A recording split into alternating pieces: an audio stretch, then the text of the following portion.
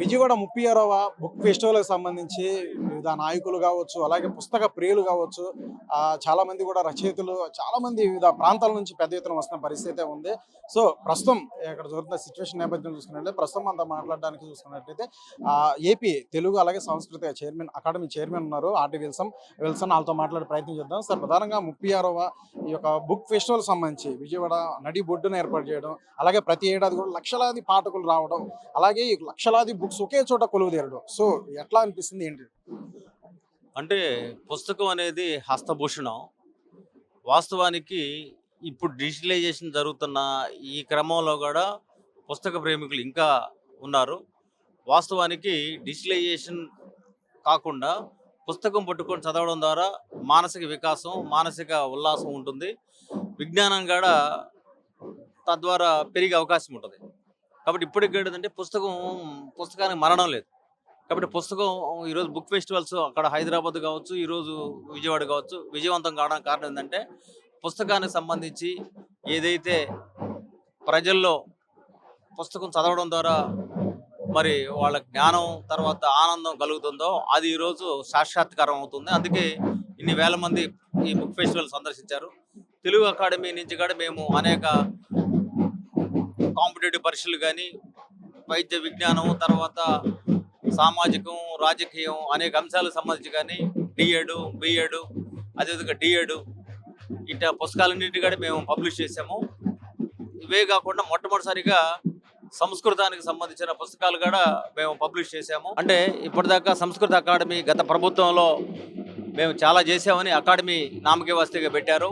మేము ఈరోజు సంస్కృత అకాడమీ కూడా పుస్తకాలు సంస్కృతంలో కూడా బుక్స్ మేము పబ్లిష్ చేస్తూ ఉండడానికి పండిత సంస్కృత పద్యకావ్య కథలు వీటిని సంబంధించి కూడా మేము ప్రజల్లోకి తీసుకెళ్ళడం కోసం సంస్కృతం అనేది ఖచ్చితంగా ఒక జాతీయవాదాన్ని పెంచడం కోసం ఉపయోగపడే ఒక ప్రధాన అంశం.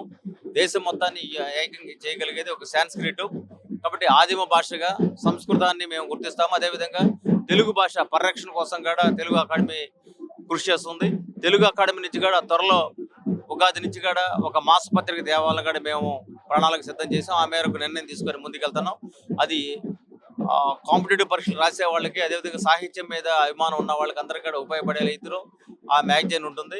అదేవిధంగా రాబోయే రోజుల్లో తమిళనాడులో 45 దేశాలకు సంబంధించి అక్కడ వాళ్ళు తమిళ విజ్ఞానాన్ని అందిస్తూ ఉన్నారు. నేను ఇటీవల తమిళనాడుకి వెళ్ళినప్పుడు అక్కడ వర్చువల్ అకాడమీని చూశాను. ఆ వర్చువల్ అకాడమీలో భాగంగా 40 దేశాలకు వాళ్ళు తమిళ భాష నేర్పిస్తున్నారు. అదే వర్చువల్ అకాడమీ తమిళ భాష ఏ విధంగా అయితే వాళ్ళు డెవలప్ చేస్తున్నారో ఆంధ్రప్రదేశ్ నుంచి కూడా తెలుగు భాషను డెవలప్ చేయడం కోసం, తెలుగు భాష అందరికీ అర్థం కావడం కోసం మేము వర్చువల్ అకాడమీ పెట్టాలని ముఖ్యమంత్రి చంద్రబాబు నాయుడు గారు కూడా దాదాపు 100 కోట్లు కేటాయించమని కూడా నేను లేఖ రాశాను. అదేవిధంగా తెలుగు అకాడమీకి రాబోయే రోజుల్లో మరింత నిర్మాణం జరిగేలాగా తెలుగు అకాడమీ సిఆర్డిఏ కూడా 2 ఎకరాల భూమి ఇస్తే దానికి సంబంధించి పెట్టుబడి పెట్టడానికి మా దగ్గర నిధులు ఉన్నాయి. కాబట్టి దానికి సంబంధించి మేము రాబోయే రోజుల్లో సిఆర్డిఏ పరిధిలో అతి పెద్ద తెలుగు అకాడమీ భవనాన్ని నిర్మించబోతున్నాము. ఆ విధంగా రాబోయే రోజుల్లో తెలుగు భాషని మరింత అభివృద్ధి చేయడం కోసం, తెలుగు భాష పరిరక్షణ కోసం, ఎందుకంటే ఈరోజు తెలుగు భాష అంతరించిపోయే డైనోసార్ లాగా ఉంది. ఈరోజు ప్రపంచంలో 7,000 భాషలు ఉన్నాయి. భారతదేశంలో 450 భాషలు ఉన్నాయి.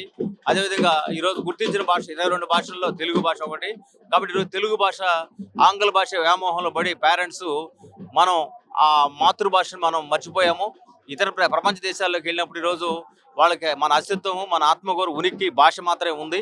ఆ భాషను పరిరక్షించే కార్యాచరణ తెలుగు అకాడమీ తీసుకుంటుందని ఈ సందర్భంగా తెలియజేస్తున్నాను. ప్రస్తుతం చూసుకున్నట్లయితే ప్రధానంగా కొన్ని చర్చ అయితే జరుగుతుంది. ఏంటంటే ఇటు నేటి యువత ప్రధానంగా ఇటు మొబైల్సా లేదంటే ఆనాటి పుస్తకమా అనే చర్చ జరుగుతున్న నేపథ్యంలో ప్రధానంగా ఇటువంటి ఒక పుస్తక మహోత్సవ ఈ దిగ్విజయం అవడంలో కూడా మరి కీలక పాత్ర కూడా యువత కూడా వస్తున్న పరిస్థితి ఉంది. సో ఆ చర్చ నేపథ్యంలో చూసుకున్నట్లయితే ఒక పుస్తక ప్రాముఖ్యత గురించి ఇటువంటి ఒక బుక్ ఫెస్టివల్ అనేది అత్యంత ప్రేరణ కలిగే అవకాశం ఉందంటారా ఇటు నేటి యువతకి? ఖచ్చితంగా. ఎందుకంటే తెలుగు సాహిత్యం ద్వారానే సమాజం మేలుకొల్పుతుంది. మనం ఒకప్పుడు యజ్ఞం కథ కానీ, గాలివాన కథ కానీ, ప్రపంచ స్థాయి కథలు కానీ, సాహిత్యం కానీ, శ్రీశ్రీ కానీ, కృష్ణశాస్త్రి కానీ వీళ్ళందరూ ఏంటంటే మన వైతాళికులుగా నెక్స్ట్ జనరేషన్ ముందు తీసుకెళ్లారు. పదండి ముందుకు, పదండి పోతాం పైకి, ఏడవకండి వస్తున్నాయి జగన్నాథ రచక్రాలు శ్రీశ్రీ గారు ధైర్యాన్ని ఇచ్చిన, లేదా శిథిల సంచాక రుధిరాన్ని కక్కుతుంది, చేతిలో దీపం లేదు, ధైర్యమే కవచం, ఆత్మవిశ్వాసమే మనం వదులుకోకూడదని చెప్పిన తిలక్ మనం చూసుకున్నా. మరి దారింత గోతులు ఇల్లేమో దూరం, చేతిలో దీపంలో ధైర్యం కవచం అని తిలక్ చెప్పిన ఇవన్నీ సాహిత్యం ద్వారానే సాధ్యమైంది. కాబట్టి సాహిత్యం ఎంతకాలం బతికితే సమాజం అంత సజీవంగా ఉంటుంది. అదేవిధంగా ప్రపంచంలో ఏ దేశంలో కూడా లేని రీతిలో సాహిత్యం, తెలుగు సాహిత్యం ఉంది. కాబట్టి ప్రపంచంలో ఏ భాషలో కూడా లేని గొప్ప సాహిత్యాన్ని మనం సృష్టించుకున్నాం. కాబట్టి ఈ గొప్ప సాహిత్యం, తెలుగుకు మించిన భాష నాకు తెలిసి ప్రపంచంలో ఇంకొకటి లేదు. కాబట్టి ఇది చరిత్ర, అది వాస్తవం. నేను సవాలుగా విసురుతున్నాను. ఎక్కడైనా సరే ప్రపంచంలో మనకు సంబంధించిన సాహిత్యకారులు కానీ గొప్ప సాహిత్యకారులు ఉన్నారేమో చెప్పండి. షేక్స్పియర్ కానీ, లేకపోతే కీట్స్ కానీ, షెల్లీ కానీ వాళ్ళు రాసిన సాహిత్యం ఒక పరిధితో కూడుకుంది. కానీ భారతీయ సాహిత్యం మూలాలు మానవ విలువల్ని, సంస్కృతిని, అదేవిధంగా నెక్స్ట్ జనరేషన్ ఎట్లా ముందుకెళ్ళాలి, యువత ఎలా మార్గదర్శకాలతో ముందుకెళ్ళాలి, ఎలాంటి జన్మ సంస్కారంతో పుట్టిన వాళ్ళకి ఎలాంటి సంస్కారం ఉండాలి, ఎలాంటి జీవన విధానం ఉండాలి, ఎలాంటి సైకాలజీ ఉండాలి, ఇవన్నీ కూడా ఒక తెలుగు భాషలోనే అద్భుతమైన సాహిత్యం ఉంది. రాబోయే రోజుల్లో తెలుగు భాష నుంచి కూడా, తెలుగు పుస్తకాల నుంచి కూడా ఇతర భాషల్లోకి అనువాదం చేయాల్సిన అవసరం ఉంటుంది. ఆ అనువాదం దిశగా కూడా అకాడమీ రాబోయే రోజుల్లో ప్రయత్నం చేస్తుంది. చివరో చెప్పండి, ఈ యొక్క బుక్ ఫెస్టివల్ నేపథ్యంలో పుస్తక ప్రియులకి ఏం చెప్తారు? పుస్తక ప్రియులకి, పాఠకులకి, నేటి యువతకు కావచ్చు, ఏం చెప్తారు ప్రధానంగా? ఖచ్చితంగా ఈ రాబోతున్న ఈ 3-4 రోజుల్లో కూడా ప్రతి ఒక్కరూ ఈ పుస్తక ప్రపంచాన్ని మీరు ఒకసారి వీక్షించండి.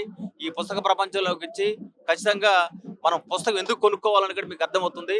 ఎందుకంటే అమ్మ స్పర్శలాగా ఉంటుంది పుస్తకాన్ని మీరు పట్టుకుంటే.